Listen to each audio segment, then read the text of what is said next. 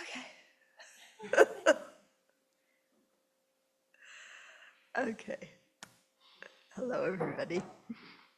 So, we're still in this same volume. We haven't gotten very far if you look at how, but we're making progress. And the point isn't to rush through and read a lot and say, okay, got that down. Because when you read Dharma real quickly, usually we don't retain so much. So it's very helpful, I think, to go slowly and try and think about these things, describe them in the sessions, but then afterwards in our meditation, think about these qualities and, think about what it would be like to have these qualities. Right now we're talking about the 10 powers of the Buddha, and we'll soon get into the 18 unshared qualities. But to think about, what would it really be like, to have that kind of mind? And, when we ask that question, it's going to depend on our motivation. If we're just interested, like, let's say somebody's just interested in having a good reputation this lifetime, then,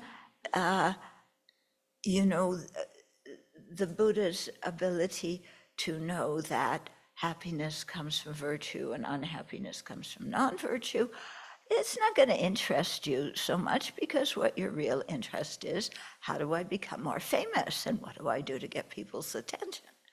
Okay, so to remember that all these qualities are spoken of with the understanding that they're in the mental continuum of somebody who cherishes others more than self, and someone who realizes the nature of reality. And then, when we see them that way, it's like, oh, these are the kind of qualities that are possible for a human being to develop when they have that kind of mental state. And so in doing so, it first of all encourages us to practice, to gain that kind of mental state with that kind of motivation of wisdom and compassion. And also, it gives us a better idea of what the Buddha's doing all day. People that say, well, you become a Buddha, then what? I remember before I even knew anything about Buddhism and, Sunday school stuff, and it's like, okay, when you die, then you go to heaven. That's a big assumption. But you go to heaven and you're with your family and everything's perfect. And I thought, what does perfect mean? I eat chocolate all day? What does it mean? Live happily ever after? I thought heaven must be so boring. Because you get everything you want, all the sense pleasures you want. That was my description. Your description of heaven wasn't like that? What was it? No? No, you didn't go to Sunday school? Lucky you. I didn't go for a long time, and then I started being interested in spiritual things. So I asked if I could go. So my parents sent me. And, as my mom later said, she thinks the rabbi was one of the reasons I became a Buddhist. Because I just didn't, what I was taught just didn't make a lot of sense. But back to what I was saying here, if you think of somebody having that motivation where their whole thing is cherishing others more than self, and so they aren't afraid of anything. When you cherish others more than yourself, then you aren't afraid of anything. Somebody steals your stuff, that's okay. you're okay without it. Somebody insults you, tells you you're a jerk. That's okay because you don't really care about your reputation. You know, all those things that we grasp onto, that we get bummed out about, for a Buddha, it's like, that's a waste of time. Yeah? And so that just frees you from, all those kinds of worries, Yeah? Do you see how that's, yeah? I mean, the Buddha isn't thinking, oh, I made a vow, before Dipankara Buddha, and he gave a prophecy of my enlightenment, and did I do it well enough? Was I on schedule? Or maybe I was lazy and my enlightenment was later, and Dipankara Buddha is really disappointed with me. Do you think that Shakyamuni Buddha had that kind of stuff going on in his mind? Yeah. Yeah. Do you think he said, oh, it was a famine and they gave me hay to eat like everybody else. Didn't they know that I'm a Buddha and they should, be more respectful and give me something better than hay? That kind of thought isn't in Shakyamuni Buddha's mind. So he doesn't care, what people say, what people give him. Mm-hmm. Yeah, COVID's going around. Yeah, the Buddha doesn't go, I got COVID, I don't want to get COVID, this is going to kill me, I'm going to wind up in the hospital, this is terrible, I've had COVID how many times, and I don't know, no wonder I pulled all my hair out, because I'm just so worried of what's going to happen, because I keep getting COVID. Yeah, do you think the Buddha would be all freaked out about that? When you're a Buddha, or even when you're a high-level bodhisattva, dying is not a big thing to you. Like in the 37 practices, when it says that our body is a guest house that we're living in temporarily. Yeah? So high-level bodhisattvas, Buddhists, oh yeah, it's a guest house, time to move out. Yeah, I want to go somewhere where I can, I'll go somewhere where I can benefit the sentient beings. Yeah, and he moves out, and it's not a big thing. Yeah, what do you think? You look like you're not sure.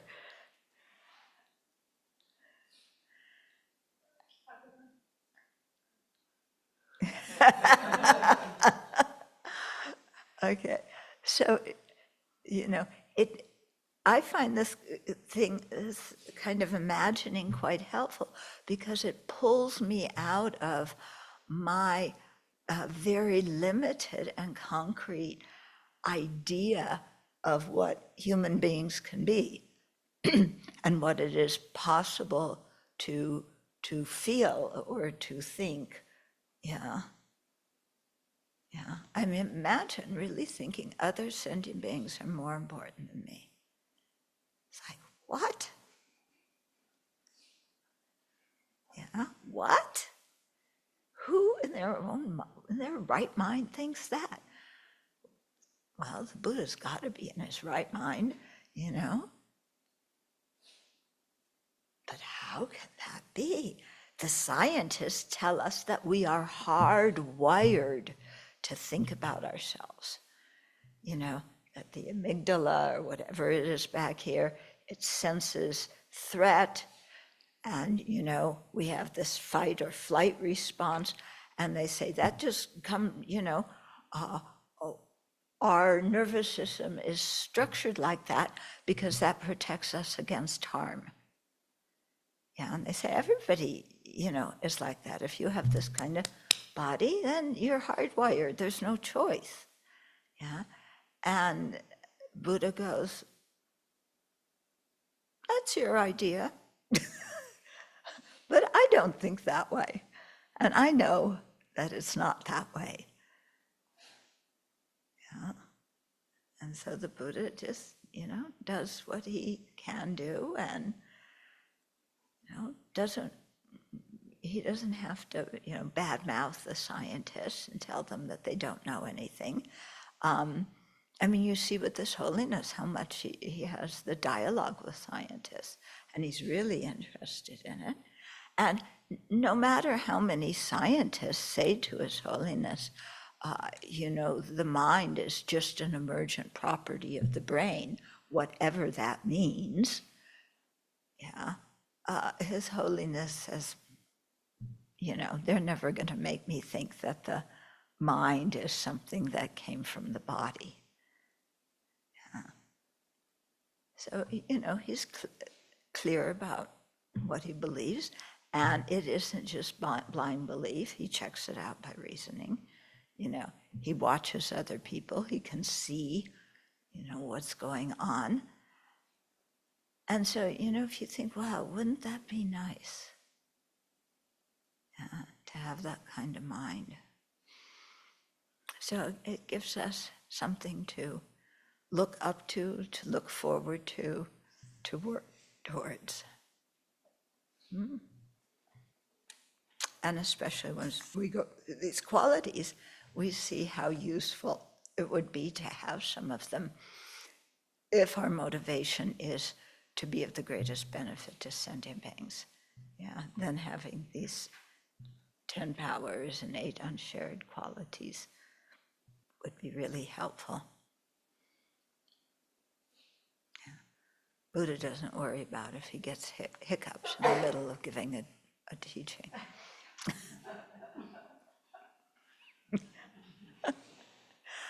Okay, so let's imagine the merit field and the space in front, and we're surrounded by all sentient beings. And that's not just an imagination. We are surrounded by all sentient beings. As when we are born in this universe, we are surrounded by all the sentient beings in this universe. There's nowhere where we can go and not be in relationship to every sentient being.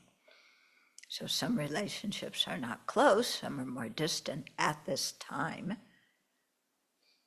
but we are surrounded by all the living beings who have all been kind to us.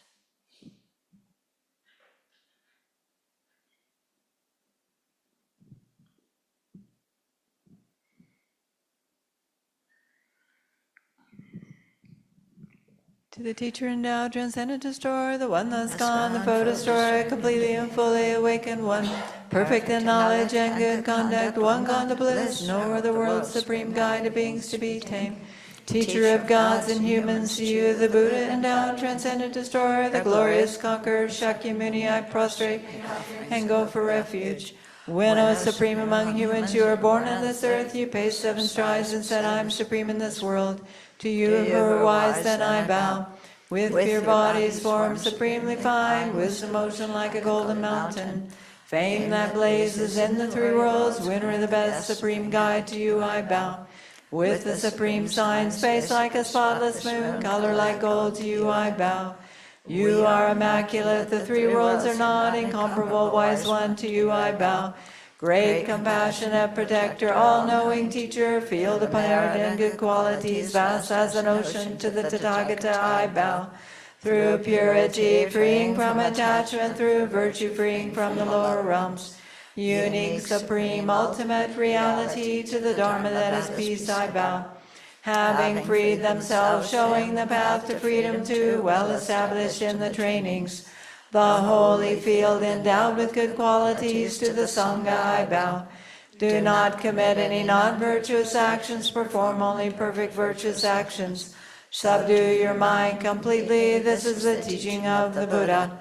A star, a mirage, a flame of a lamp, an illusion, a drop of a double. A dream, a flash of lightning, a cloud, see conditioned things as such. Through this merit may sentient beings attain the state of all seeing, subdue the foe faults. and be delivered from the ocean of cyclic existence perturbed by the waves of aging, sickness, and death. This ground anointed with perfume, flowers strewn Mount Meru, for land, sun, and moon, imagined as a Buddha land and offered to you. May all beings enjoy this pure land. Venerable holy gurus, in the space of your truth body, from billowing clouds of your wisdom and love, let fall the rain of the profound and extensive Dharma, in whatever form is suitable for subduing sentient beings. Idam Guru Ratna Mandalakam Niryatayami. I take refuge until I have awakened in the Buddha, the Dharma, and the Sangha. By the merit I create by listening to the Dharma, I will attain Buddhahood in order to benefit all sentient beings. I take refuge until I have awakened in the Buddha, the Dharma, and the Sangha. By the merit I create by listening to the Dharma, I will attain Buddhahood in order to benefit all sentient beings. I take refuge until I have awakened in the Buddha, the Dharma, and the Sangha. By the merit I create by listening to the Dharma, I will attain Buddhahood in order to benefit all sentient beings.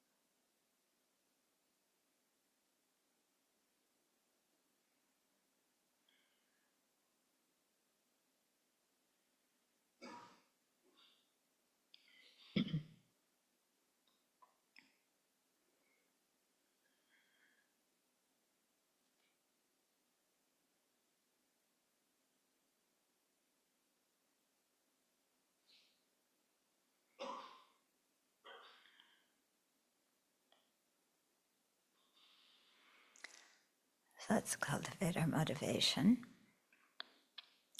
So think of something that you are attached to. Might be a person, an object, a dream of what you want in the future, reputation, being right, being respected or being loved. Just pick something that you're attached to. And how does that attachment affect your life? Does it bring happiness? Does it keep you running around in circles?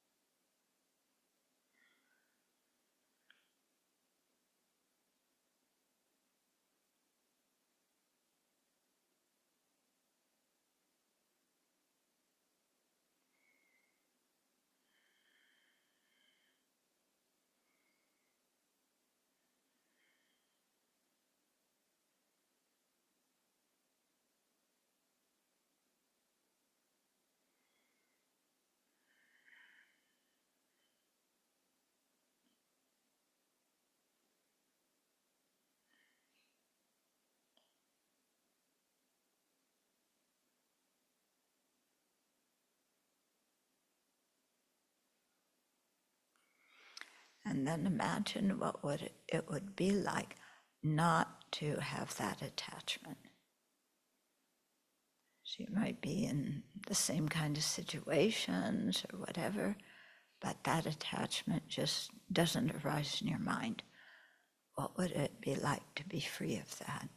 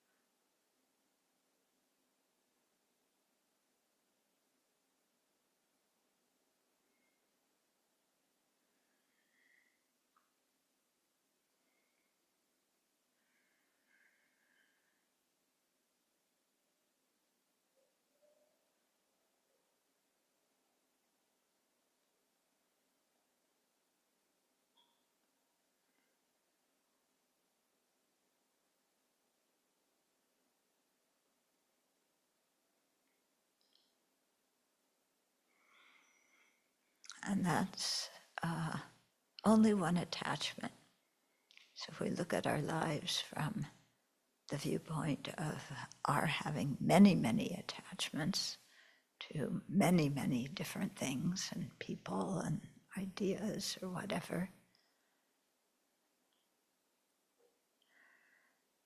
and how much that just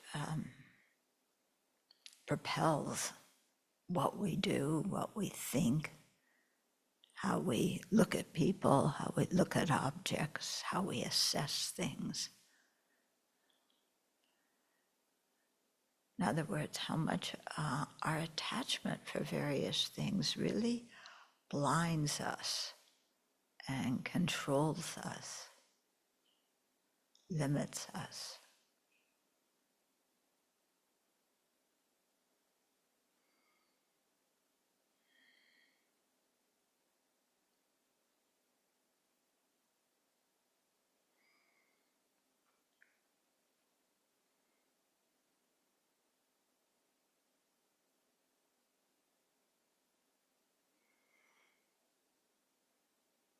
And how astonishing it would be to be free of that attachment. In fact, in some ways, the attachment is so woven into our lives and our minds that we don't even recognize it. and yet it affects our life. And if we could be free of it, things would be really different.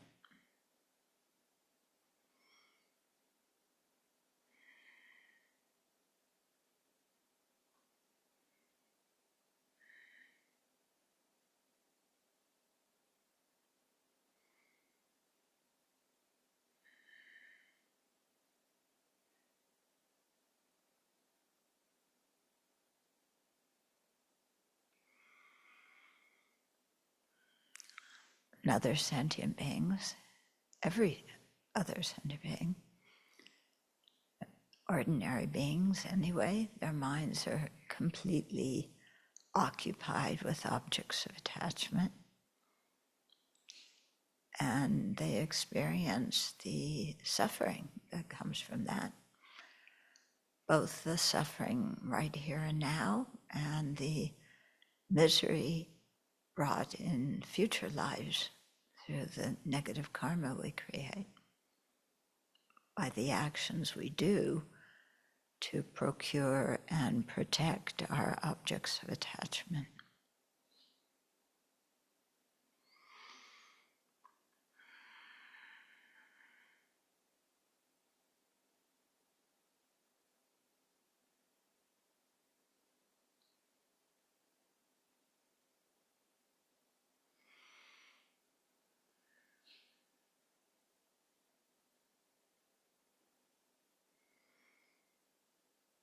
And wouldn't it be wonderful if all other beings could be free of this kind of attachment?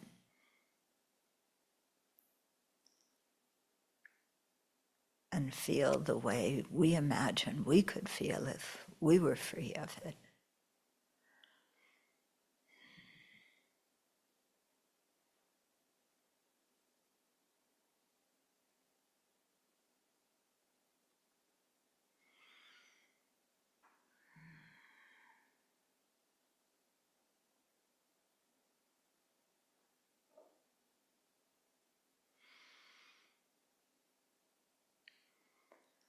And knowing other sentient beings have been kind to us, that our life depends on them.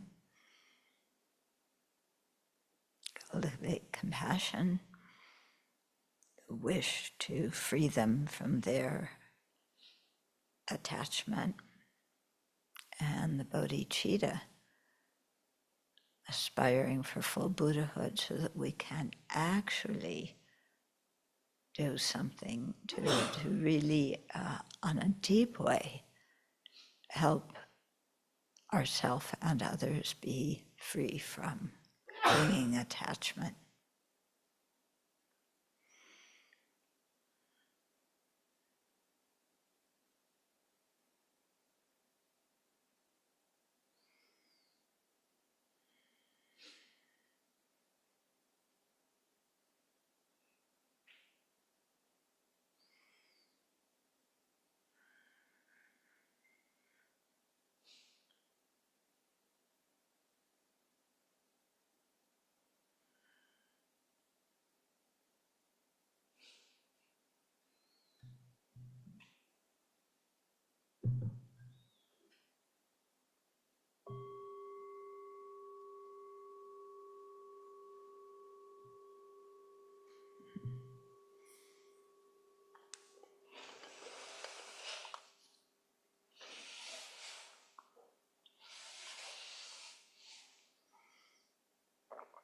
Wouldn't it be nice to be free of craving and attachment?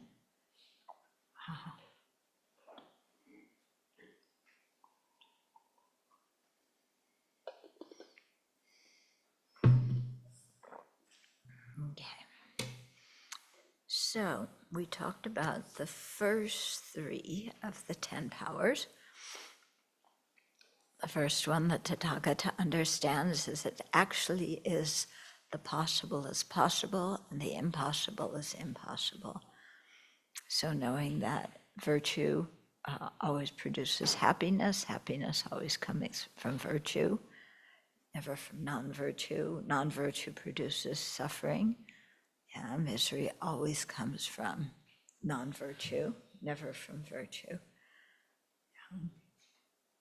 And then the second one, the Tathagata understands, is it actually is the result of actions undertaken, past, present, and future, with possibilities and with causes.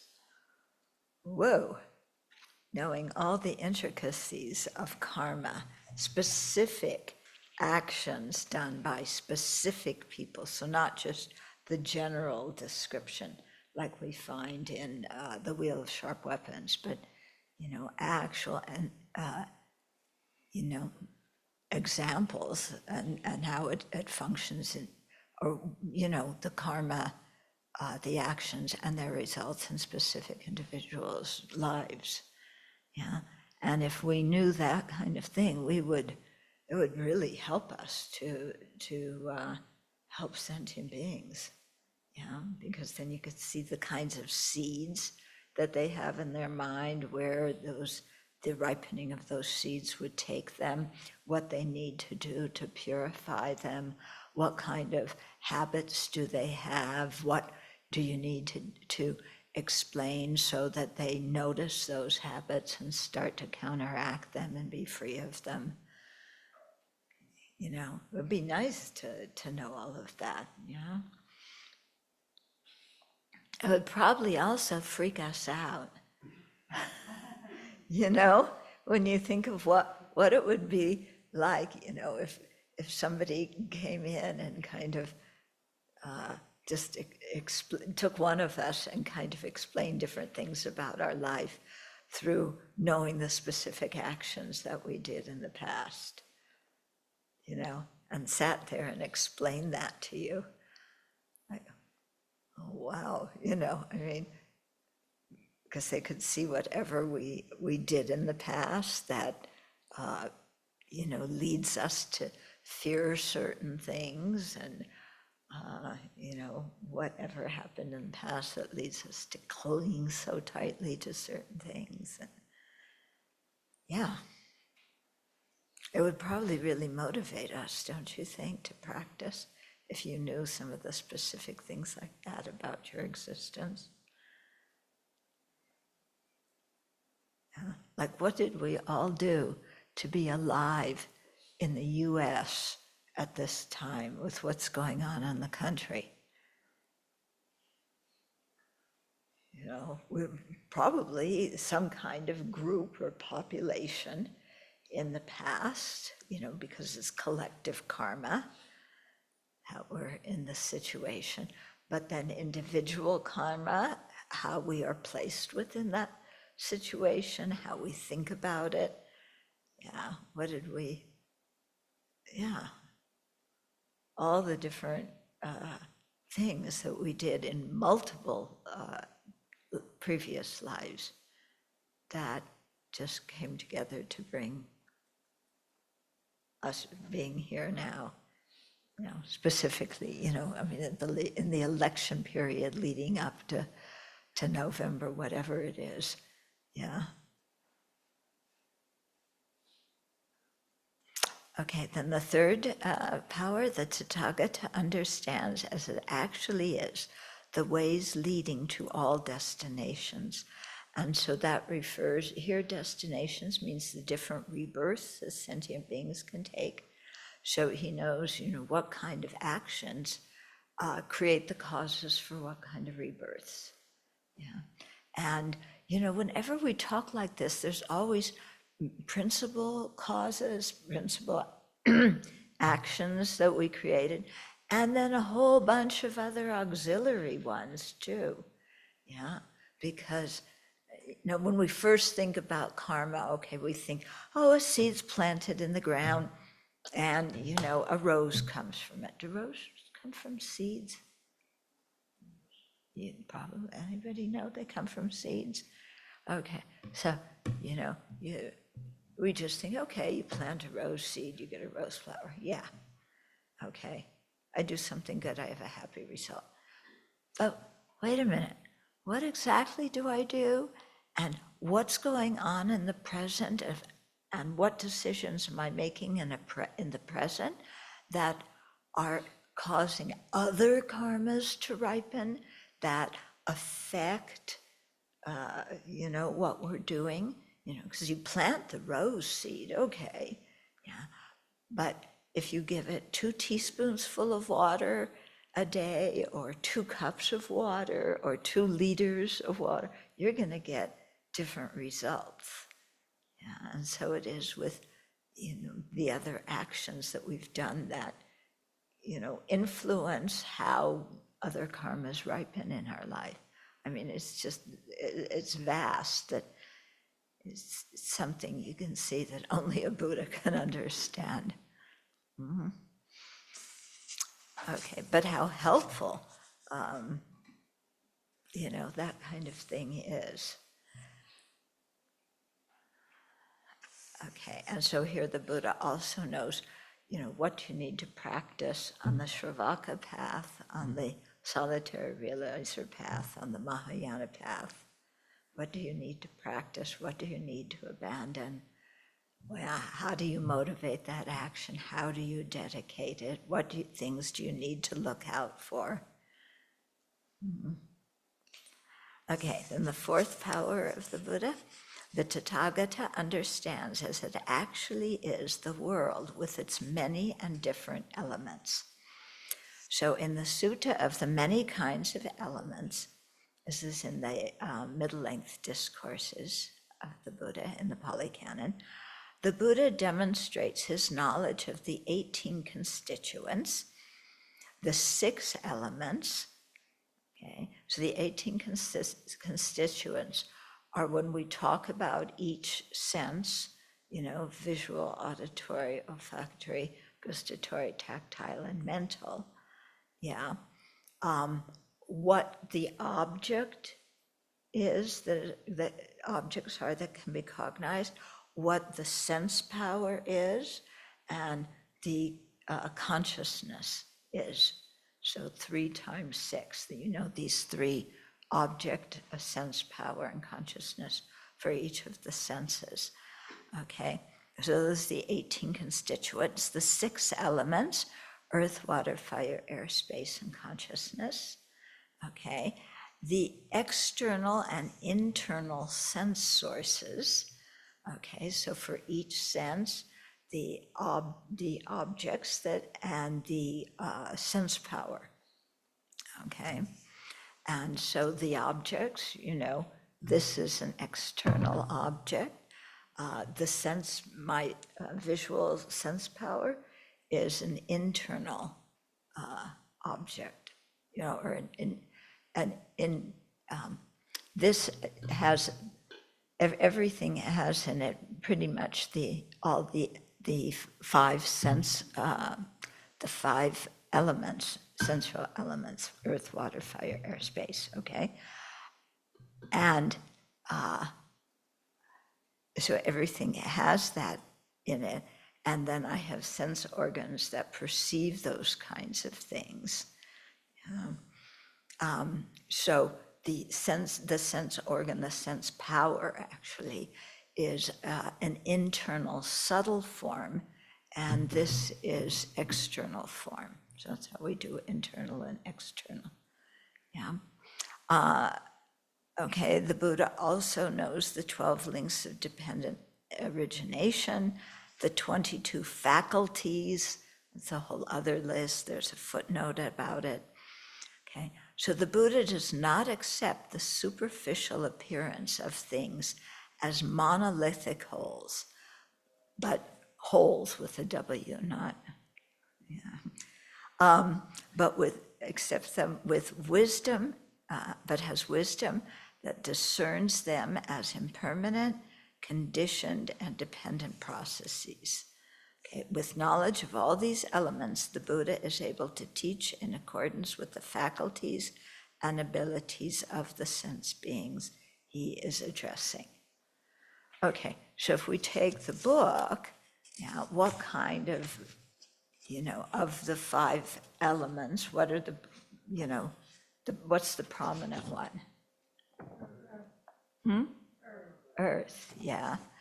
But it has some water element, because water is cohesion, and so all those earth things stick together, earth particles stick together to make the page. Yeah. Things move, so you have the air element. The pages have some heat to them. Okay, so all those elements are there. And then on a bigger a bigger perspective, then the Buddha can look at these things and say, oh, the book is impermanent. Yeah. The book is conditioned. Yeah. Made by causes and conditions. And it's a dependent process. It doesn't have its own essence because it's dependent on all the things that compose it.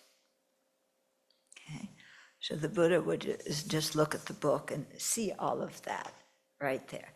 Wow, if you saw all of that and you could take anything and dissect it into all those tiny, all the elements and so on, do you think you'd be so attached to that? Like Britain, it has one big diamond that it took from India. And the Indians want it back. The British took it when they were, the colonialists in India. And the Indians want it back. Yeah. And the British, it's in some crown of one of, I don't know, King Philip. Yeah, King Charles. Yeah. Or maybe his wife, Camilla's, crown. Yeah. Now, if you saw, and the Brits do not want to give it back. It is ours. It was given to us, and it's on the crown. It's part of our heritage and royalty and blah, blah, blah. And the Indians are saying, yeah, but it was from India and you took it. It's really ours. Now imagine, look at what is being imputed on that. What is it? It's a bunch of earth molecules. It's a bunch of hardness. Yeah.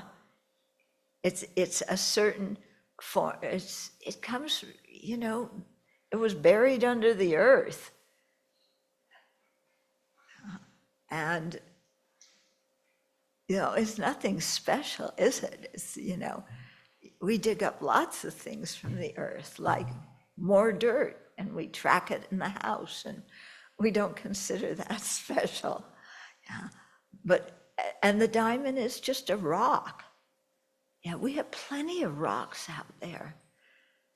Why do people want diamonds, which is just a rock? Why don't they value the kind of rocks that we have, We have lots of gravel.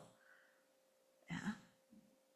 And if you want to have a driveway, gravel is much more useful than diamonds. Yeah. Can you imagine a sidewalk made of diamonds? Oh, it would hurt to walk on it. Yeah. And then your eyes would be blinded because all the light would be reflected from it. So what would it be like if, both the Brits and the Indians looked and said, oh, this is just a bunch of, earth, the earth quality, it's a collection of atoms and molecules with, electrons and neutrons and protons floating around. And that's all it is. And it's impermanent. It was, developed by the heat inside the earth, and it's going to decay, and it only has value. It has absolutely no value in and of itself. It only has value because we human beings think it's pretty. That's the only reason diamonds have value. If we didn't think they were pretty, then nobody would want them. If everybody thought gravel was gorgeous and imputed, beauty on gravel, and gravel is really useful, isn't it? Yeah. Do you want to walk in mud? We've had that experience at the Abbey, everything being mud. It's nice when they put some gravel down. Yeah. If they put diamonds down, ouch. Yeah. So, a Buddha would look at these kinds of things, and it's like, okay, give the diamond back. It makes other people happy, makes them happy, improve the relationships. They built a train system for our country, we'll give them their diamond back. No, I'm sorry, the Indians are thinking, the Brits built the train system for India, so we'll let them keep it. Yeah. And the Brits are saying, oh, we took all that stuff from India, we should give it back. It's just atoms and molecules put together in a certain way, no reason to be attached to it. Yeah, and then Prince Philip, no, his name is King Charles. King Charles. I get all these guys mixed up, Mary, Queen of Scots. No, she's not alive now. Queen Victoria. No, they just named underwear after her. Victoria's Secret, yeah. Don't you want, that's your claim to fame, somebody names underwear after you. So, yeah, but the Buddha would just, see this situation so entirely different. There wouldn't be an international hoopla about the whole thing. Yeah. Yeah. And can you imagine, if you were a Buddha, how do you look at all the polls that are getting taken now? Every day somebody's doing a new poll about who's ahead in the race. And it's like, have you ever noticed, you have election day, that decides who the president is going to be, hopefully. The very next day, the election in 4 years starts, because they all start talking about who's going to run in the election. My goodness, it is exhausting, all this talk about the polls and who's ahead and who's running and who should run and, who's beating who and which people like what. And I want, if you were a Buddha, how would you look at this? Yeah. There's people starving, there's people hungry, there's people in ill health, and all we're doing is counting votes every single day, and the votes are people's thoughts of that day, aren't they? It's like, oh, well, today I think I like this one. Oh, tomorrow in the poll, oh, I like that one. And the other, oh, how about this one? And they've never asked me my idea. Have they ever asked you your idea in a poll? Anybody here ever been called for a poll? Who's doing these polls? Do they even know about me? How come nobody has called the Abbey and asked us what we think? Yeah, maybe the polls are all fake. Everything is fake. Yeah, Buddha would go, oh, you're finally getting it. Yeah, things do not exist as they appear. Ah, you're getting it. Things are false.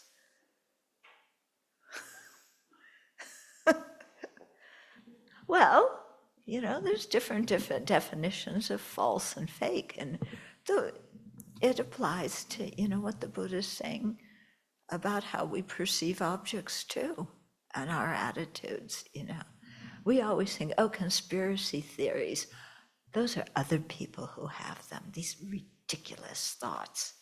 Yeah. We have our own conspiracy theories. Yeah. I think this gong is the perfect size for this table. And this is so beautiful. Oh, but look, there's a little thread that's coming out there. Kind of, oh. And there's another one over here. Oh dear, this isn't as beautiful as I thought. You know, I want to trade it in for a new gong cushion. Yeah, and this gong, it has all sorts of dots in it. I don't know, nobody ever clings it. Do you ever polish a gong? No, I don't know if I want this anymore. Get rid of it. But on the other hand, it is useful. And if I give it away, what am I going to do if I don't have it? You know? If there's no gong here, then how can I complain about people bringing it like this? Yeah. Have you ever noticed when we offer lunch how people ring the gong? Like that. And you're supposed to hear it. Yeah. Once in a while you get somebody who's, and you can know now it's the time to say the next thing. Everybody else? Yeah. Oh. So this gong can bring happiness, it can bring pain, and it's just a bunch of stuff, isn't it? What's this made out of? What kind of metal is it? Is it bronze? Bronze? Yeah, but if bronze is what? Part iron and part something else. And this is made of some stuff. You know, anyway, what I'm getting at is the Buddha would not make a big deal about this. Yeah, he would see it for what it is. Yeah? So your new car, somebody gets a new car. The Buddha would see just atoms and molecules. Yeah, and it's only valuable because people give it that value. It has no value on its own. Yeah, we think cars are really valuable. Yeah, if a Martian came and took one of our cars back to Mars, would they know what to do with it? Yeah, would they see it as valuable? They'd probably put it in a museum, Okay.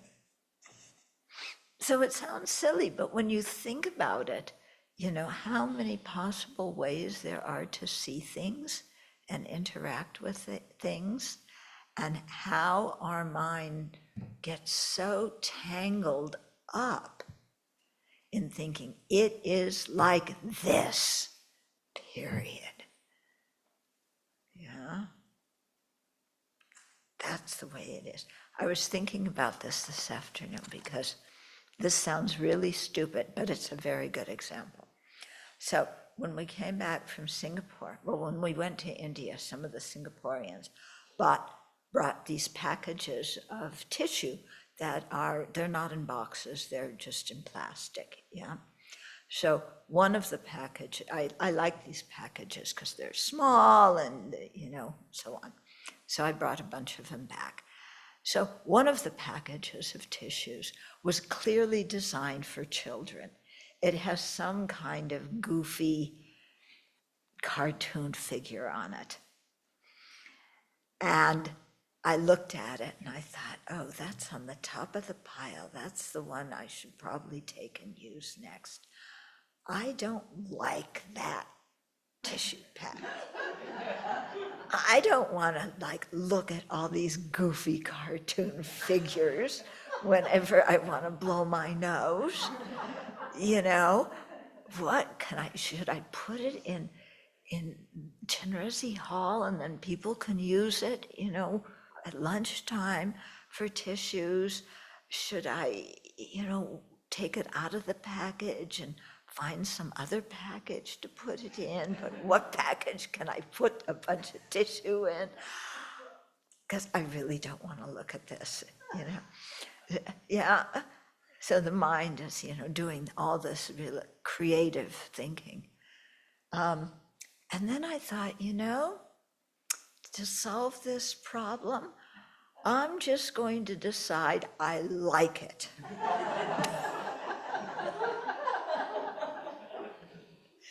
Because if I decide I like something, then it's not going to bother me.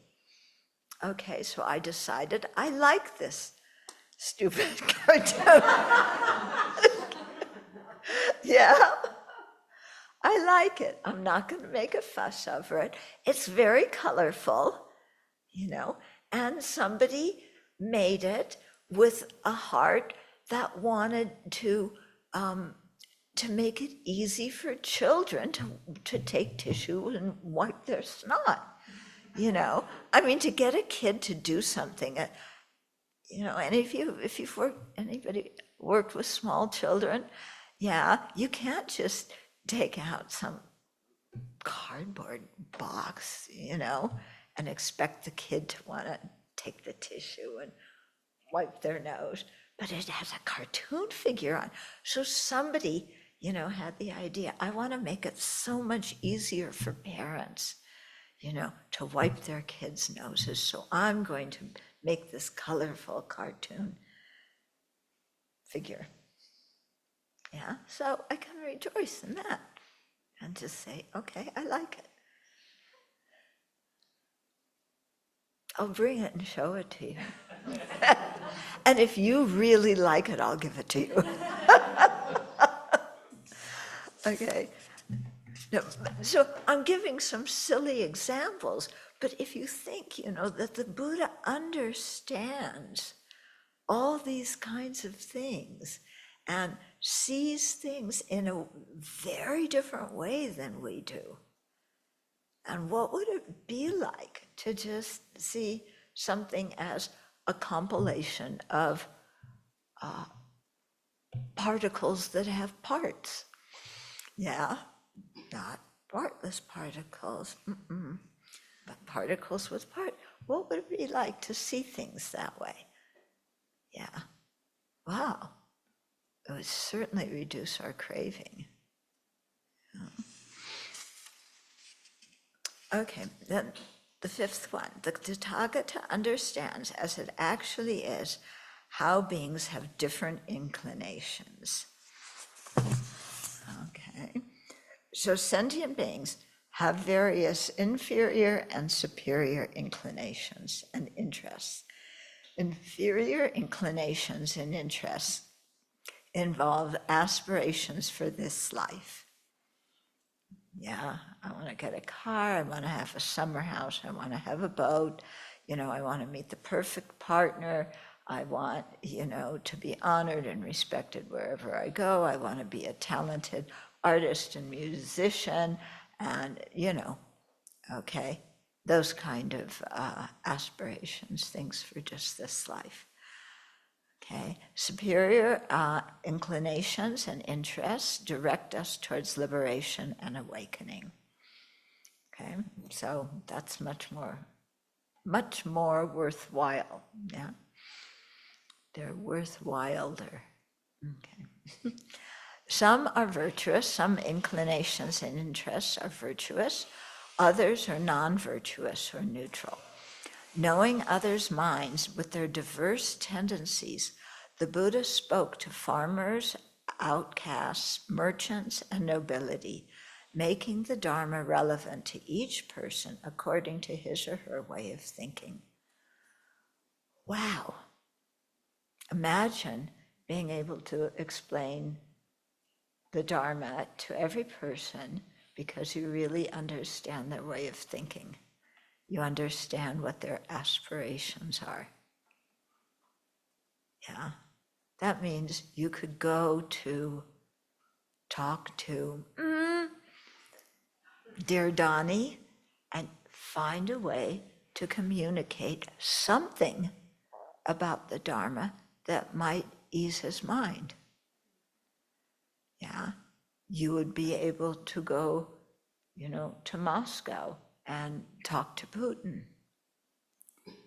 Yeah, and find a way just to have a friendly relationship and slip in some Dharma. Yeah, that would be amazing, wouldn't it? Yeah.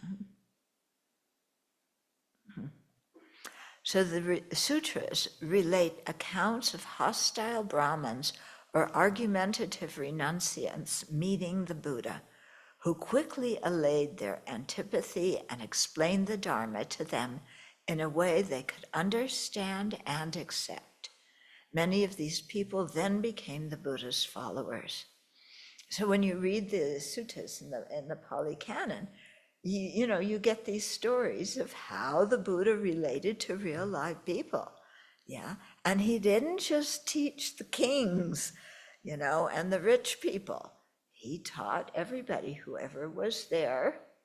Yeah. He related to them, and he would slip the Dharma in. And, in some of the sutras, you really see people who, they come to the Buddha and they're already hostile. Yeah, some of the other matted hair ascetics, the disciples of other teachers who have their own views, and they would just go meet the Buddha to kind of debate with him or something, and he knew how to talk to them and what to do. Yeah. And then you have the story of, I forget her name, it starts with a K, the woman whose child died. Kisa Gota, yeah. So, she came, her child had died, and she was carrying this corpse around. Yeah, and she wouldn't put it down. This was her beloved child, and she was just overwhelmed with grief. And the Buddha knew how to alleviate her grief. He didn't say, "Oh, you shouldn't feel so bad," because he knew that just telling her something like that wouldn't make a dent.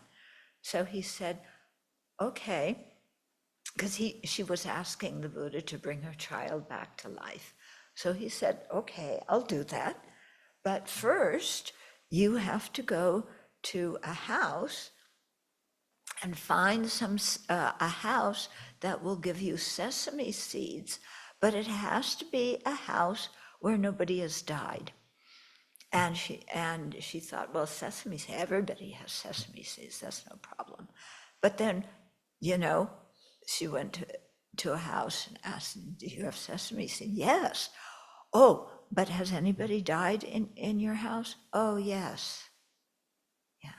And everywhere, that she went, whatever family had sesame seeds, they had also relatives that had died. And through doing this enough times, she finally realized, oh, death is natural. It happens to everybody. No reason to get so overwhelmed by this. And she was able to, I don't know how she disposed of the child's corpse, but she was able to do it. Yeah. And so, the Buddha knew how to help her because he knew her way of thinking. And so you see that kind of way, how he relates to so many different groups. When he went to the Kalamas, the Kalamas were telling him, "Oh, this master came to town and gave us this teaching and said this was the supreme teaching. And then somebody else came and said, no, this one was the supreme teaching. And another person came and said, this is the teaching you got to practice to get to awakening." And they said, "We're so confused. Every wise man, every wise person who comes to this village tells us something different. Who do we believe?" Yeah. And the Buddha didn't just go, "Believe me, I'm a Buddha, I'm fully awakened, you can believe me, these guys don't know what in the world they're talking about." He didn't say that. Yeah. He said, "Look at your experience. when you try each thing, which one works? Yeah. See, if you does that way of thinking make sense to you? Is it reasonable? Is it logical? Yeah. And if you practice it, does it help you? Yeah. So that's the advice he gave them, which was really good advice. Yeah, look at your experience. But of course, to somebody else, the Buddha might say, don't trust your experience, yeah, because your mind is really cluttered by preconceptions. And so you won't see things, you have to use reasoning to get at how something functions and how it works. Because the mind, if you just go by what you feel, it feels right, no, that's not going to work for you. So he'd say that to somebody else.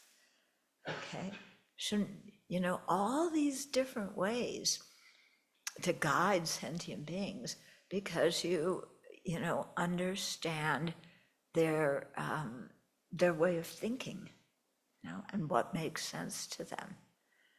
Yeah. And think of how many times we've gotten into discussions where you explain something and you don't feel like the other person is understanding you. And how many times somebody has explained something to us, and maybe we're the person who doesn't understand them, but we don't think, oh, I'm being closed-minded. We just think, oh, they're stupid. Yeah. I mean, it's so difficult for us to see things as they are without our overlays. And how we think, oh, somebody is from a certain country, therefore they think this, they act this. Yeah. Somebody's from a certain group, oh, then they think this. That's not always true. Okay. So yeah, imagine what it would be like to have that level of understanding of sentient beings and how their minds work, so that you could explain things to them in a way that would make a difference, a positive difference. Okay, so still talking about this fifth one. Yeah, the Sanskrit tradition adds that the Buddha also knows the inclinations of sentient beings that attract them to the three vehicles. By comprehending these, he is able to guide sentient beings accordingly, teaching whatever is suitable to each individual at a particular time, so he or she will develop spiritually. This power is also called the power that knows the paths that proceed everywhere. Okay, here in this translation, it's called the Buddha, the Tathagata understands as it actually is in the world with its many and different, oh no, that's the previous one. The Tathagata understands as it actually is how beings have different inclinations. So that's how it was translated here. Okay. So it's also called the power that knows the paths that proceed everywhere, because it knows what is needed to attain upper rebirth and the goals of the three vehicles. Yeah. When you study the text Abhisamaya Alankara, that's one of the 5 main texts that they do in the educational system. There, the emphasis is on the paths and grounds, yeah, and what you need to practice. And so there's so many different categories and divisions, but it gives you a very clear idea of if somebody is on the Shravaka path, what do they practice? How do they practice? What do they attain? Somebody on the solitary realizer path, what's their main object of meditation? How do they attain? How do they become arhats? Both the Shravakas and the solitary realizers become arhats. What's the difference in the type of arhat that you become, depending on those two paths? Okay, what do bodhisattvas practice? Yeah. How do they, overcome their self-centeredness? So, it describes all these different things, what they practice, yeah? And so, sometimes when you first come to the text, because it's pretty massive, you think, well, I'm on the bodhisattva path, so I don't want to learn about the Shravaka and solitary realizer path, because I don't want to become an arhat. So I just want to study all the parts about the bodhisattva path. But if you think like that, then you're missing something, because bodhisattvas need to know all the other paths, because they will meet sentient beings who have the inclination to practice the Shravaka path or the solitary realizer path. And the bodhisattvas have to know what to tell them and how to practice and what their practices are. So we have to learn everything, yeah, and not just learn it intellectually, but have some practice experience from it, of it. I mean, if you want to become a Buddha, you have to know all these things, because you've done them, you practice them. Okay, then the sixth of the 10 powers. The Tathagata understands as it actually is the disposition of the faculties of other beings. So the Buddha can look deep within each person's mind and know the strength of their faculties. Okay, now when we get into the 37 harmonies with enlightenment, we talk about the 5 faculties and the 5 powers. So these are the ones that are being mentioned here. So the Buddha can know with each individual the strength of, their faith, their trust, yeah, their effort. Or there's somebody that has a lot of energy to do things, or maybe a lot of energy for one thing but not the other. Mindfulness is the 3rd faculty and power. How good is their mindfulness? Yeah, can they stay on the object when they're in meditation? Can they remember their precepts in daily life? Concentration, their ability to concentrate, to place the mind on an object and go, that allows you to, deeply understand whatever it is. And then the 5th faculty or power is wisdom. Okay, so faith, effort, mindfulness, concentration, and wisdom.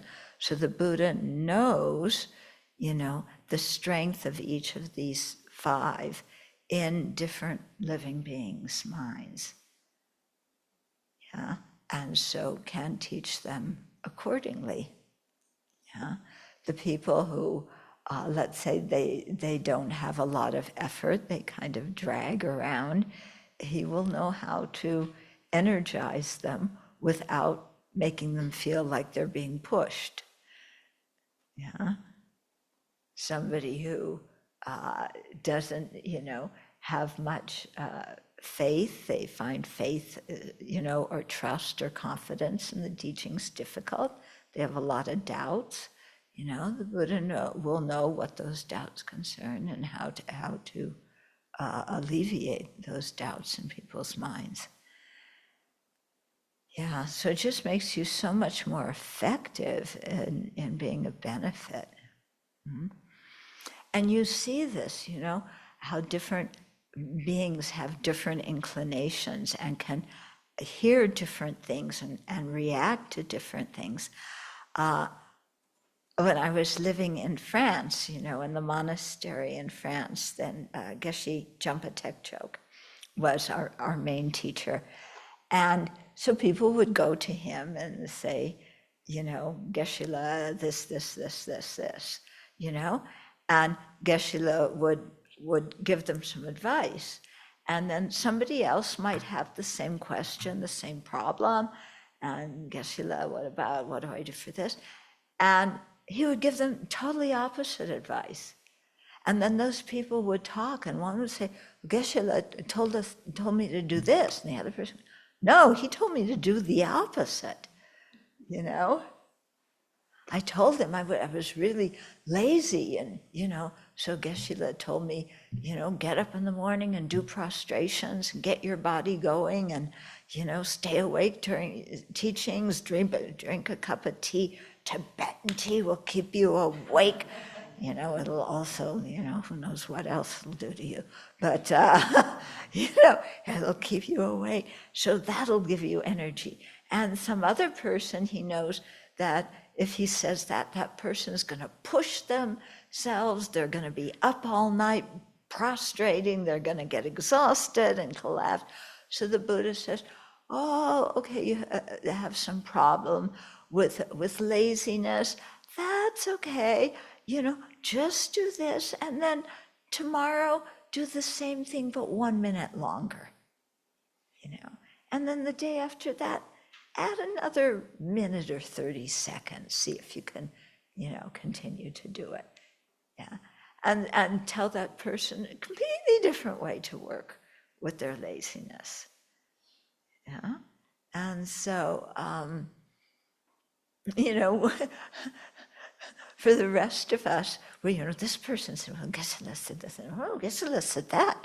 And we all went, oh, what's the one, we want to know the one way that we should all do it. Yeah, right? Yeah, there's one right way to do this. So what is it? Is it this way? Is it this way? Somebody better go ask Geshe-la which way we should do it. And he'll give you a third way. Yeah. So, so it's really interesting to see that, because, he could really see how to work with each individual. Yeah. Some people would come crying to Geshe-la about something, so, or Rinpoche, crying to Rinpoche. And he would be so kind and so compassionate, When I tried when I went crying to him, not actually crying, but almost, he would, well, I told you the story when he just said, then, yeah. But when Sam interrupted that lunch that we were having, then Rinpoche was so kind to him, to Sam of all people. Rinpoche was so kind. Yeah. But when I went, when I said, oh, people are complaining about me, I was director of the monastery, people are complaining about how I do things. Rinpoche said, well, they complain about the Buddha too. Like, what are you fussing about, girl? Just shut up and do your work. He didn't say it that way, but that's what, that was a more contemporary vocabulary, I have to put it, that I could talk to myself and I could say that to myself, And so totally different ways depending on the person. Okay, the seventh one. The Tathagata understands, as it actually is, the defilement, cleansing, and emergence in regard to the meditative stabilizations, liberations, concentrations, and meditative absorptions. Got that? Okay, in this context, because he understands the defilements, cleansing, emergence regarding these different meditative states. So in this context, defilement refers to those impediments that hinder a meditator from entering any of the meditative absorptions, or once having entered, make them deteriorate. Okay, so what's the defilement that prevents somebody from gaining any of these different kinds of concentrations? And or once they've gained it, makes them lose it. Okay, that's the defilement. Cleansing is the method for removing that impediment, and emergence is the way to come out of the state of meditative absorption after having entered it. So being able to enter it and come out of it easily. So it's kind of like the defilement is the basis, cleansing is the path to get rid of that defilement, and then emergence is the result. Yeah. We often hear that basis, path, and results. It's kind of like that. So the 8 liberations, here the word for liberation is vimoksha. There's different words. There's 2 different words translated as liberation. One is vimoksha. Okay, so the 8 liberations are states of meditative absorption. They are mentioned in one of the chapters when we're, here it is. Okay, it's called, chapter 8. Okay, so you can find out if you want to skip ahead. So you can learn about the 8 liberations, they're states of meditative absorptions, the 9 serial absorptions, so those are the 4 dhyanas, the 4 formless absorptions, and the cessation of discrimination and feeling, which is another kind of absorption. Okay, because the Buddha has mastered all of these meditative attainments himself, he can guide others to seek them or who have attained them. He teaches the way to actualize these meditative attainments, and he urges practitioners who have the tendency to become attached to the bliss of concentration to continue practicing the path of compassion and wisdom. Okay, so when we get into studying about these absorptions, it's just incredible. The kinds of absorptions and the kinds of things that meditators can do, entering this absorption, then going to a lower one, then going to ones that are 2 stages higher than, the way they can go in and out of these different meditative states is really kind of amazing. So the Buddha knows all those things, how they do it, what is necessary, what impedes them, how to remove that impediment. So once we get to that chapter, then you think, wow, people can do this? We have a difficulty even understanding it conceptually. And then there's the teaching of what's called the 20 sanghas. We didn't get into it so much here, but there's many ways, at least 20, of ways to describe how hearers and solitary realizers progress on the path, because they have the 4 paths and the 4 fruits. And so how they progress and, how long it takes to go from stream entry to once returner, to non-returner, to arhat. What can you do in one life? What stages can you skip over? And it's, it's kind of, I enjoyed studying the 20 sanghas. It was kind of like a puzzle, all these different ways that people could do things. Some people didn't like studying it, but I found it kind of interesting. And so the Buddha knows all of that. And can guide people accordingly and, give them that kind of help. And especially know the people who are predisposed to getting attached to the bliss of concentration and how that can become an impediment on the path for them, because then they just stay in those meditative states. They don't develop the realization of emptiness. They don't develop They don't even have full renunciation of samsara. When we talk about the three principal aspects of the path, the first one, renunciation of samsara, aspiration for, liberation, they don't have that because it's just so nice, in that meditative state that some of even think that that's liberation, so they don't need to do anything more. Yeah, that becomes a big problem for people. So the Buddha can see this and help those people. So in the Sanskrit tradition, this power is the Tathagata's power that knows the thoroughly afflicted, in other words, attachment to the meditative absorptions and liberations, and the completely pure, the freedom from this kind of attachment. Yeah. So basically the Pali and Sanskrit traditions describe these pretty much the same, but when there's some variation, then I describe it in there. Yeah. Okay, then the eighth one. So the Tathagata recollects his manifold past lives.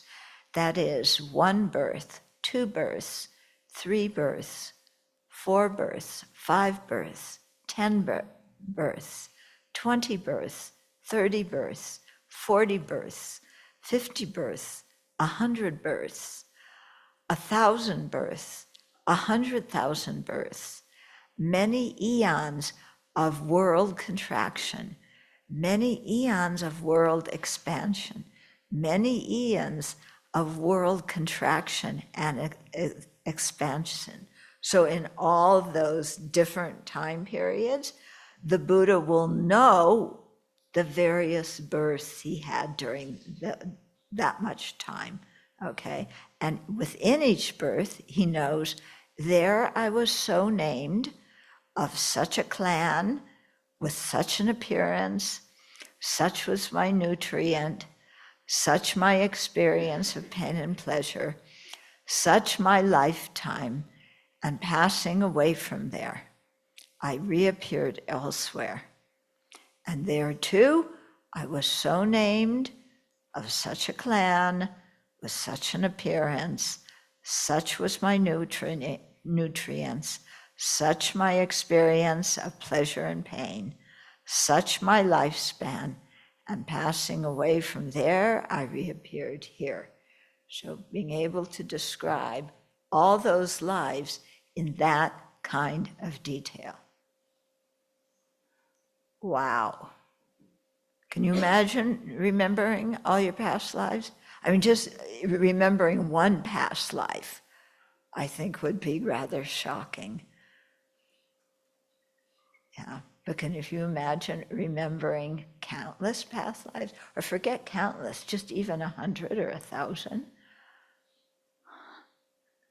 Yeah, and to know that if you remembered them, how to understand it so that it encouraged your practice. Okay, so it isn't just a question of knowing your past lives, but how do you understand them? For example, there was one man who came to a seminar I was doing, and he said that he had done, one of these rebirthing courses, and so in that, when they're supposed to, figure out their previous lives, he said, I killed somebody in my previous life. And knowing that I killed somebody in my previous life, I just feel awful. I feel horrible. I feel so guilty. This is just terrible. How can I have killed somebody? And it made him so depressed. Yeah. So it isn't just, I want to find out what my previous life was, because you think you were Cleopatra or kind of Charlemagne the Great or, somebody like that. Have you ever noticed how many people did rebirthing and where they were Cleopatra? Yeah. How many people became Charlemagne? Did you ever hear somebody doing rebirthing and and remember being Cleopatra's slave, yeah, or Charlemagne's soldier that got killed. Nobody remembers, so many people remember being famous, something or another. Okay, that's off the topic. But here, because I don't know if that's real memories or not, yeah, but here, let's say through the power of concentration, then somebody knows this. Yeah, they have to know how to handle that knowledge. Yeah, I mean, imagine remembering that you were, who knows what, a general in the Nazi army. How, and you think that was in my continuum? That's what I did in a previous life? I mean, it would be horrifying. Yeah, so don't run around and, want to know these things so easily. You have to have a mature mind. Although there's plenty of people who are willing to tell you what your past life was for just a special price for you. Yeah. Anyway, okay. But just think about it. If you had awareness of your past life, many past lives, how do you think that would affect you? How would that change you? Would you get depressed? Would you get energized in your practice? Would you say, oh, it's just a bunch of baloney, those don't really exist? I was just dreaming. Yeah.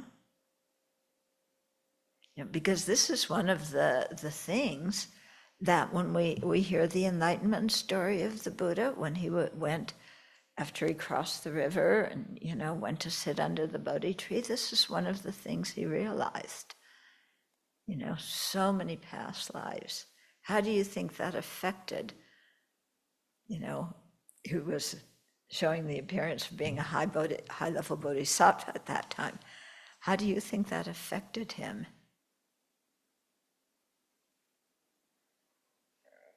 Do you think he went, oh, look what I was in my past lives? Would he say, when he said I, would he grasp onto the I in a lifetime from 5,000 eons ago, earlier, as being the same I that's now? Would he see that, like I'm the same exact person who did that? Would he see it that way? Would he see himself as the continuum of that person? What does it mean to be the continuum of somebody who was a general and slaughtered a lot of people? Yeah, what karmic seeds do you have in your mind? If you're a bodhisattva and you see those seeds in your mind, how are you going to respond? Are you going to go, how could have done that? And just stay and cry and feel sorry for yourself and get depressed? Or are you going to go do purification practices?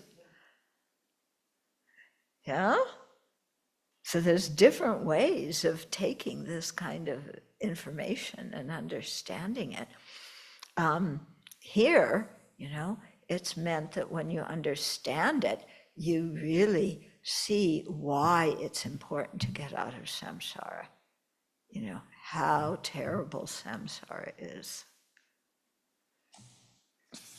Okay, so we continue. This and the next power are the last two of the 5 super knowledges.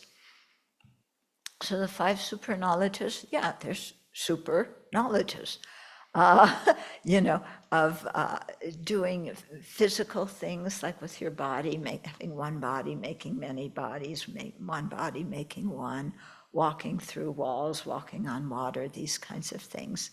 Okay, so this is one of the super knowledges, yeah, that past lives. Yeah. Yeah, so there's 5, the divine eye, the divine ear, the knowledge of, this one of previous rebirths, the ability to do things with your body. What else is there? What was the next one? The karma of different beings. So things like that. Okay. So this and the next, the ninth of the 10 powers, are the last two of the 5 super knowledges and the first 2 of the 3 higher knowledges that the Buddha gained while meditating during the night prior to his awakening. So remember, the stories of, having armaments and people trying to destroy him, and then the dancing girls, and so on. So remembering previous lives, and then the next one those are the first 2 of the 3 higher knowledges. The third of the 3 higher knowledges is knowledge of the destruction of the defilements. Yeah. Okay. So recollecting his own previous rebirth, the Buddha understands what types of relationships he had with various sentient beings in the past, and consequently how he could benefit them in this life. The Sanskrit tradition adds that the Buddha knows the previous lives of all other beings as well, not just his own. Okay, so, if you know this about other sentient beings, it's so helpful because you know what kind of relationships you had with them in the previous life. So that in this life, if somebody was acting funny with you, you could kind of knew, in a previous life, such and such happened, and this person misinterpreted it and thought da da da da da da. And so then okay, therefore in this life I have to act in a different way to reassure this person, that they can trust me. So, knowing these kinds of things, makes it so much easier to benefit sentient beings. Yeah, because we all know that sometimes we know from our side, sometimes we meet certain people and we feel an instant affinity with them, and other people we meet and we just feel, we haven't even talked to them, but it's just like, yeah. And so these kinds of things, are residual things from past lives, but we concretize them in this life and like, I felt really uncomfortable with that person. That must mean that they're really bad and I should stay away from them. No, it doesn't mean that. It just means it's some residual something, karma from a previous lives.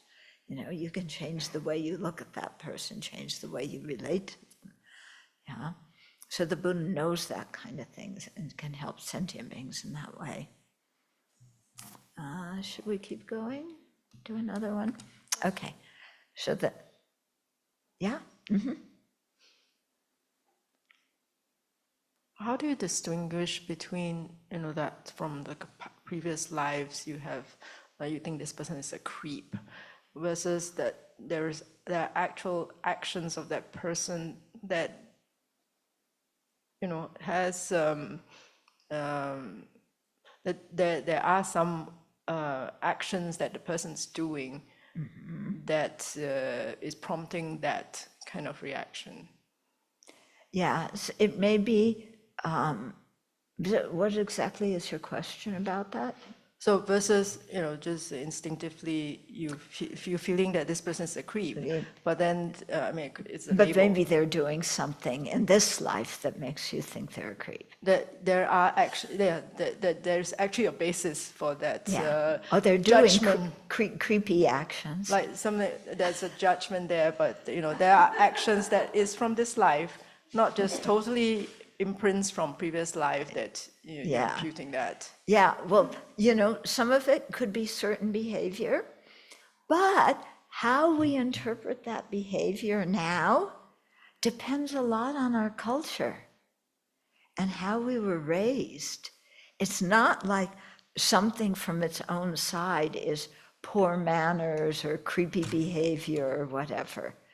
Okay, when young husbandsmen in 1908, around there, that time when he marched into Tibet, from British India, he marched into Tibet, and the Tibetans were on the road, yeah, and the Tibetans were all clapping their hands, and young husbandsmen said, "Oh, they're so happy to see us. They really like us. We like them. They really appreciate that we're here in their country to help them," by ripping them off. But, but that wasn't why the Tibetans were clapping. In Tibetan culture, you clap to scare away the harmful spirits. They thought that all these people with white skin were spirits, and they were clapping to get them away. Yeah. In Tibetan culture, then another thing, when the Tibetans do see foreigners that they like, yeah, if you go to Tibet, and I don't know how it is now because the cultures are always changing, but when we went there, you would get people, they'd stick their tongue out at you, bend over and stick their. You see people doing this. Watch how the Tibetans who come from Tibet greet with His Holiness. You bend low and you stick your tongue out and sometimes kind of slurp. Yeah. In Tibetan culture, that is a sign of respect. It's showing that you are not practicing any kind of horrible mantras that try and put spells on people. So it's a sign of friendliness, of respect. Yeah. When Europeans go to Tibet, or Americans go to Tibet, people stick their tongues out and like, "Ew, such bad manners." So it's the same thing, It isn't like certain behavior is always bad or always good. It depends so much on the culture. So some of our reactions may, because of that, some of the reactions in terms of the situation. If certain people say things to us, we say, "Oh yes, that makes sense." If another person says the exact same thing, no, they're wrong. All you have to do is remember when you were a teenager. Yeah? Whatever your parents said, especially, when they told you not to do something, they're wrong. Yeah? That's all. Very simple. They're wrong. But if you had a favorite aunt or uncle or a family friend or a grandparent who gave you the same advice to avoid certain actions, it's like, "Oh, I love that person. Thank you so much for telling me that. I didn't understand that." Yeah. It's interesting, isn't it? Yeah, so I always tell parents, make sure that there's other adults in your life when your kids, or other adults in your children's lives when they're very young, so that they can form relationships with other wise adults.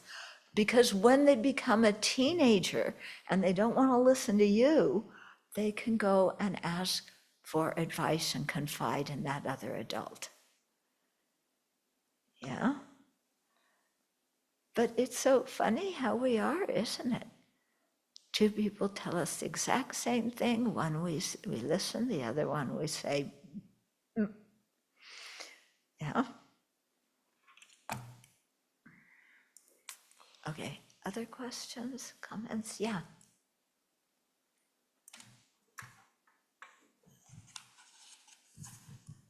So I'm about to ask a terminology question, and I do recognize that it started with "in this context." But I'm a little bit confused about the defilement term that was on page 45 after the seventh one. and specifically the Sanskrit that's given there is samklesha. Yeah, And I'm used to thinking of, well, klesha is affliction, and I've often thought that defilement was just a different English word for the same thing. Yeah. So can you help unpack that a little bit? yeah. There, you know, what the word defilement means differs in the context. So in that one, it is talking about specifically hindrances to enter certain states of meditative absorption. And it would be different defilements interfere with different states of absorption, yeah. But in another context, defilements can refer to the cognitive obscurations. In another context, they refer to the afflictive obscurations. Yeah? In another context, it refers to the dirty floor, you know? So, yeah. Okay, anything else? Yeah.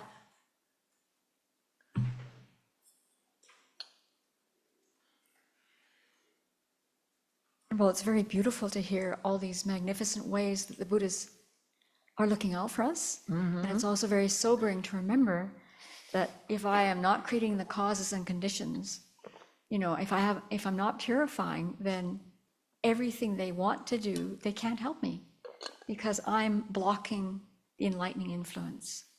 So that is a motivator to continue to purify so that this can happen. Yeah.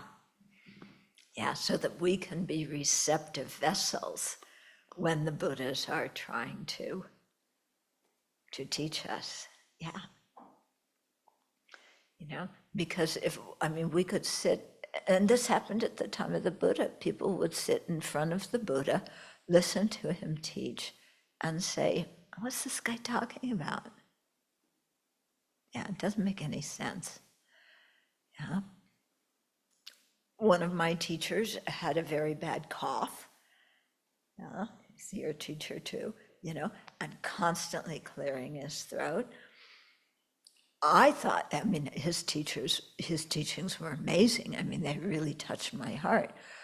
And then there's other people who came to listen to one teaching and said, don't understand anything he's talking about.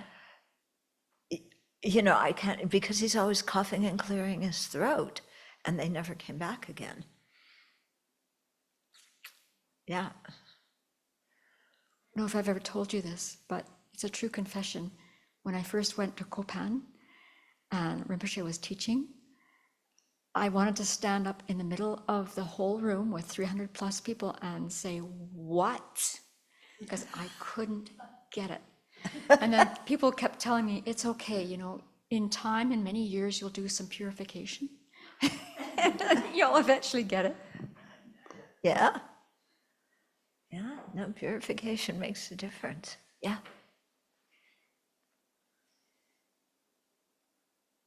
Thank you, Venerable, for the teaching. I have a question back on the fourth point about the 7 elements and the perception of the Buddha, that the Buddha has of a diamond just being a rock.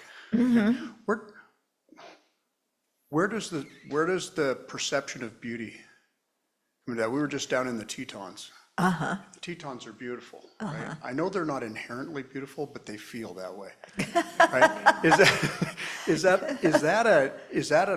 I guess thinking about that, is that a result of afflictions? Perceiving beauty? No, it's a result of karma. Yeah. But, you know, if you thought of the Tetons in the dead of winter,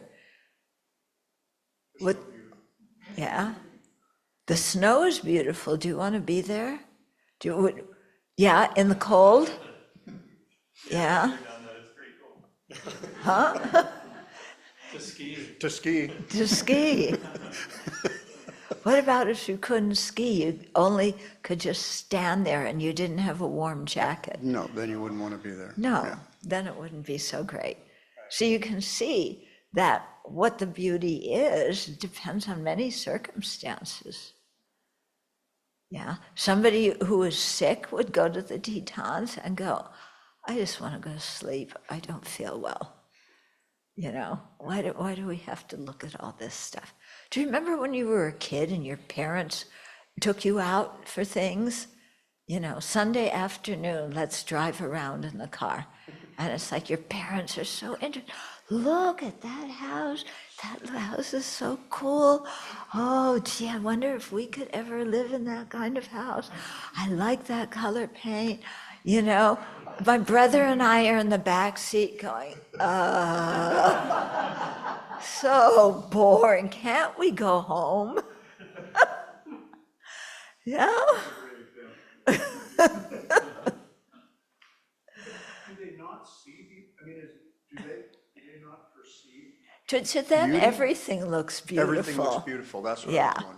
Okay. Yeah, everything looks There's beautiful. no differentiation. Yeah. That is where the afflictions. Yeah.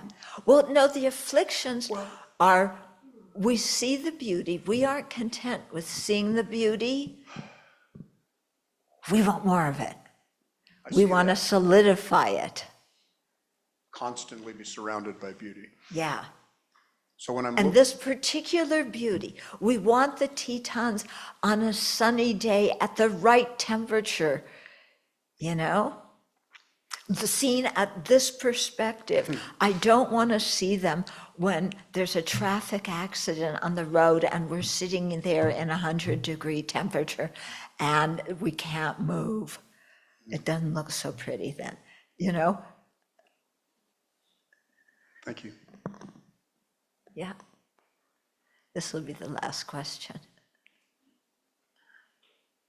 So I thought it was interesting what you said about deciding you liked the tissue box, which I guess is sort of like, you know, how changing your karma so that everything looks beautiful. Yeah. But with pain, I struggle mainly with, you know, I want to sort of stop seeing pain as inherently bad and causing suffering. But I guess the issue is more the thoughts about like this pain is maybe indicating that there's damage to the body and I'm attached to the body. Do you have any ways to overcome that? Yeah. Well, you know, the body experiences pain. It's a way of saying, oh, there's a problem here. You know, I need to tell you about a problem so it can be repaired. You know, we experience pain. We don't think, oh, you know, the body is just telling me that, you know, I'm hungry. Body is just telling me that I need to eat, you know. We think, oh, I'm hungry. I am so hungry. I am so hungry. Oh, this is terrible. I want more, you know. We don't just have a sensation, we build on it. Yeah, we make a story about it.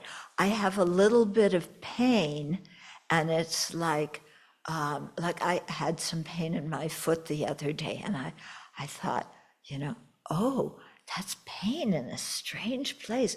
I wonder if there's a broken bone in my foot. Of course, there's no broken bone, but you know, that thought comes, oh, I wonder why is there that? Something's wrong, you know? You have a stomach ache and it's like, oh dear, you know, I must have stomach cancer. You know? Yeah? We jump to conclusions. I have the sniffles, you know? It's actually an allergy, but I think, oh, it's COVID and I'm gonna die from it. Okay, so part of what makes the pain worse is not the physical sensation, it's mentally how we relate to the pain. Yeah. And have you ever noticed that you may experience some pain, but when you start talking to somebody and you have a good conversation, the pain disappears? Yeah? And as soon as you stop that conversation, the pain comes back? Did the pain really disappear, or did you were focused on something else? And so what was painful, no longer appears painful. It's really interesting. Yeah.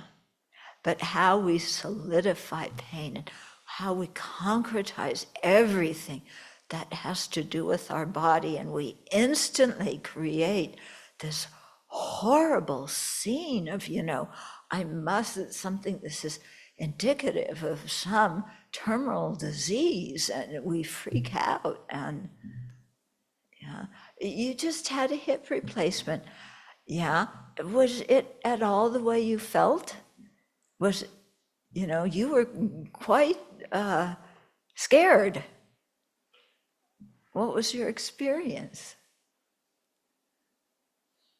I don't think I was scared about thinking that there'd be pain. I thought I'd lose my mind. But that was a whole different kind of fear. Why did you think you'd lose your mind? Well, I've read things about effects of anesthetic on people, so I thought I'd just go crazy for a while. But interestingly enough, the pain has gone away, and the healing process is really going very well. And did you lose your mind?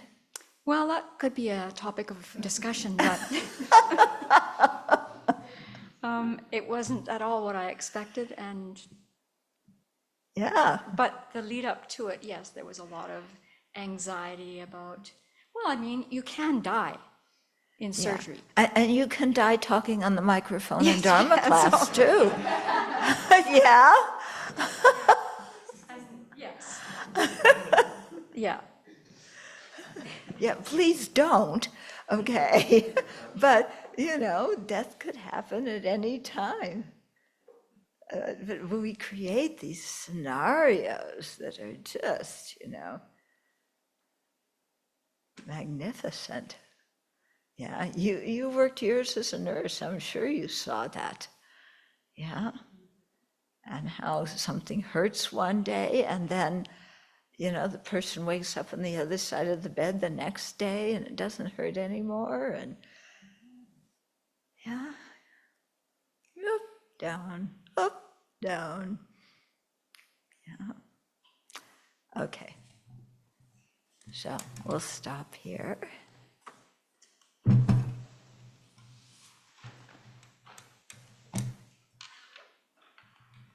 Okay, so think about these qualities of the Buddha.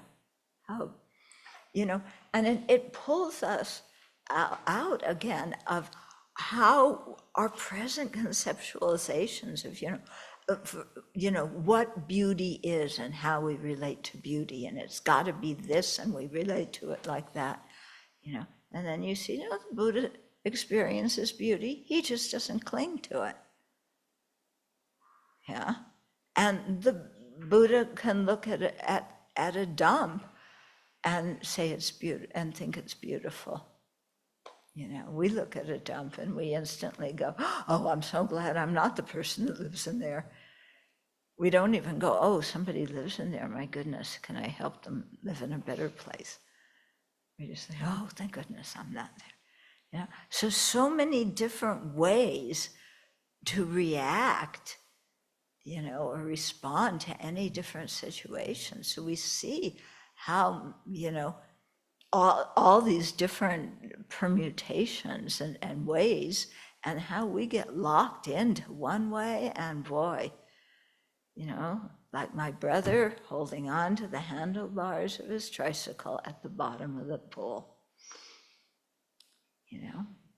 This person is awful. This person is fantastic. Yeah. But the person you think is fantastic, other people go,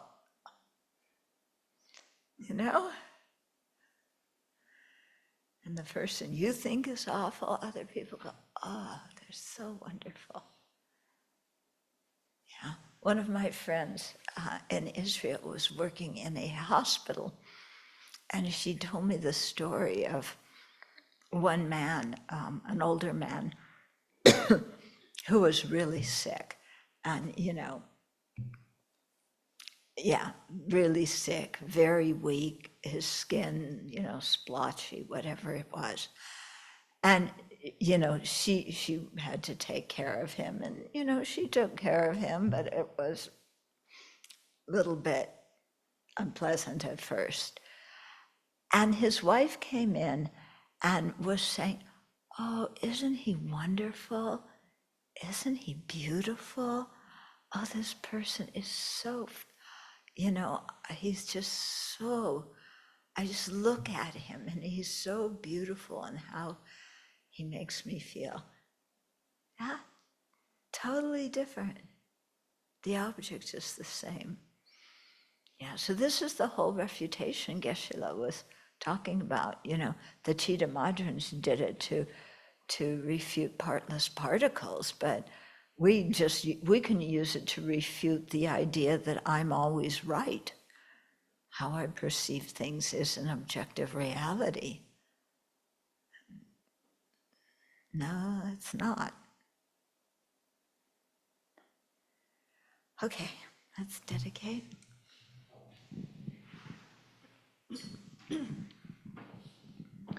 May the spiritual teachers who lead me on the sacred path, and all spiritual friends who practice it, have long life. May I pacify completely all outer and inner hindrances. Grant such inspiration, I pray. May the lives of the venerable spiritual mentors be stable, and their virtuous actions spread in the 10 directions. And may the light of Wholesome's teachings dispelling the darkness of the beings in the 3 worlds always increase. Idam Guru Ratna Mandalakam Niryatayami. Due to this merit may we soon attain the awakened state of Guru Buddha, that we may be able to liberate all sentient beings from their suffering. May the precious Bodhi mind not yet born arise and grow. May that born of no decline, but increase forevermore. In the snowy mountain pure land, you're the source of good and happiness. Powerful Tenzin Gyatso Chenrezig, may you stay until samsara ends. May the deeds of explaining and teaching the Dharma, done by groups supporting the teachings and their upholders, who spread the view of dependent arising and non-violent actions in the 10 directions, and especially at Sravasti Abbey in the West, flourish.